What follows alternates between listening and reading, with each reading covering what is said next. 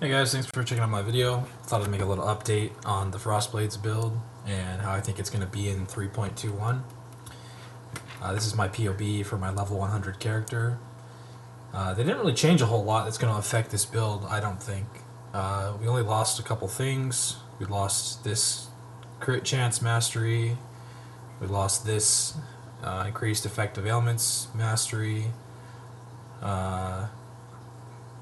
This mastery I think is gone too, but I mean this one, I only took this one for the 3% damage from polymath, so you can take whatever. And like the grace one's gone too, but I wasn't even taking that because you don't need it. I already have 13% mana left without it. This one's not even in the patch notes, so I'm guessing it's going to be the same. This one's still there. There's also another cold one that looks interesting, this one here, but I think this one's kind of bait because in order to get this 50% damage taken bonus, you need to be fighting a target for 10 seconds, like minimum, and that's if it's frozen the entire time. And this character is more powerful than that. Like you will never be fighting almost anything for 10 seconds.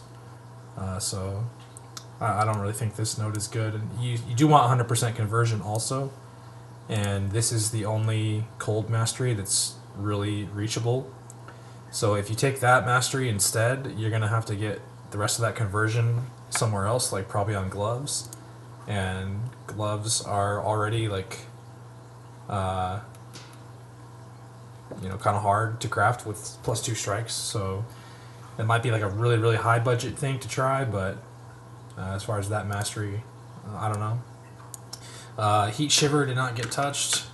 As you can see here in the patch notes, it's nothing. Nightblade did not get touched either. Nightblade Elusive Crit Multi is still... They kept exactly the masteries that matter for that. So that's still just as strong. And this build pretty much functioned because of Heat Shiver plus Nightblade Elusive Crit Multi. So you see here, like, the crit multi on this build is just insanely high because of elusive. Like if you watch how I take off elusive here, my crit multi goes in half basically. And they didn't make any changes to that, so this build's still going to be really strong, I think, basically. This is not going to be a very long video, I'm not going to talk very much longer. But the tree, I think, will stay relatively the same. There's a couple interesting new things, like there's going to be another... there's going to be an attack mastery like around here somewhere, the one that has an extra projectile.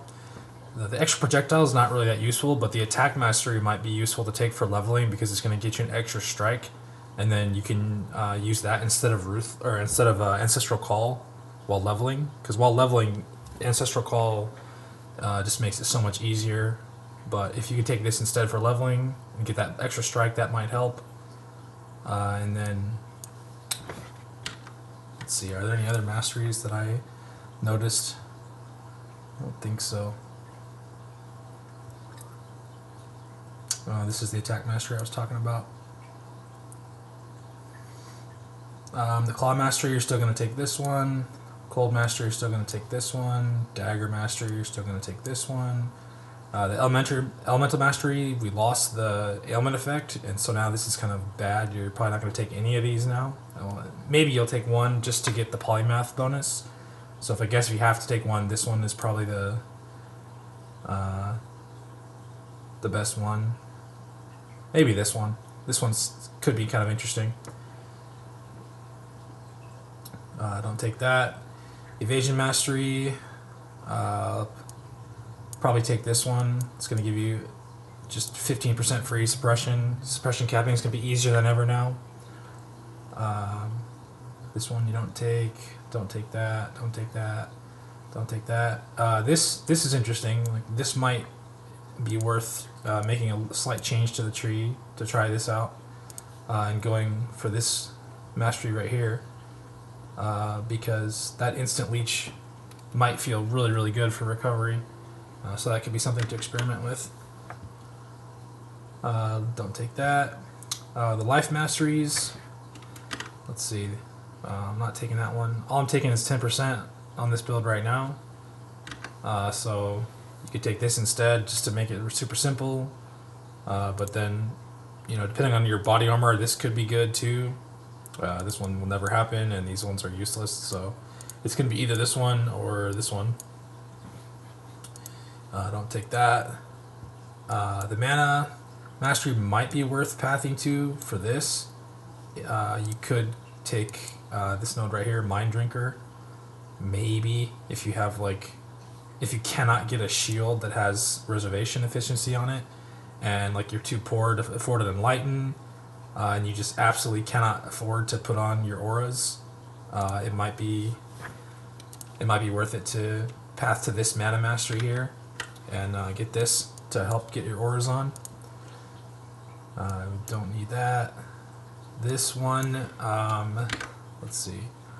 This is where we're getting Frenzy Charge currently, and that is still there, so we will still take that one. The rest of these are kind of shit. Don't take that, don't take that. Not going to take that. Not going to take that, I don't think. This one, you're still going to take this.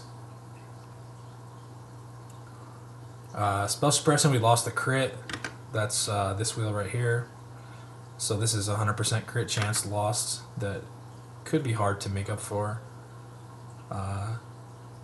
So it might take this at first while you're still gearing, and then after that probably just this, I guess. I'm not sure, these kind of all seem bad, but not going to take that, not going to take that, not going to take that, not going to take that. So yeah, that's about it for the masteries, and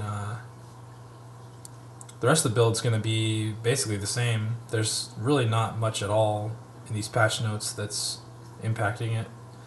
So I think it's going to play awesome. It's going to play just as strong as last league. The new Crucible weapon trees are probably going to make it even more powerful than ever.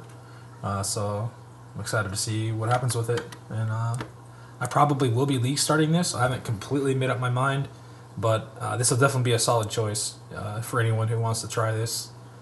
This build is going to perform just awesome. If you play Trade League, I would just try to get as early as you can. Just focus on upgrading your claw. Maybe spend 5C at a time, 10C at a time, first couple days. Just getting any claw that has fizz and cold damage with attack speed on it, and then you can just, the longer the league goes, the more you play, just bump the numbers up, get one with crit, and just improve it over time. And then the rest of this stuff is not mandatory except for Yoke. I think Yoke is mandatory, and Heat Shiver obviously is mandatory. But Legacy of Fury is not mandatory. Circle of Fury is not mandatory. The belt is completely flexible. You can use whatever you want.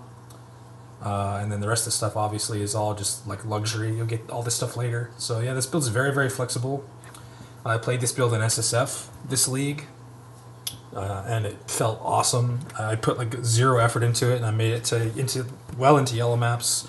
Could have made it way farther, but I just didn't have time to play. I was playing other games and stuff. So yeah, that's about it for this video, I think. If you guys try this out, hope you have fun. Good luck in Crucible League. Thanks for watching. Later.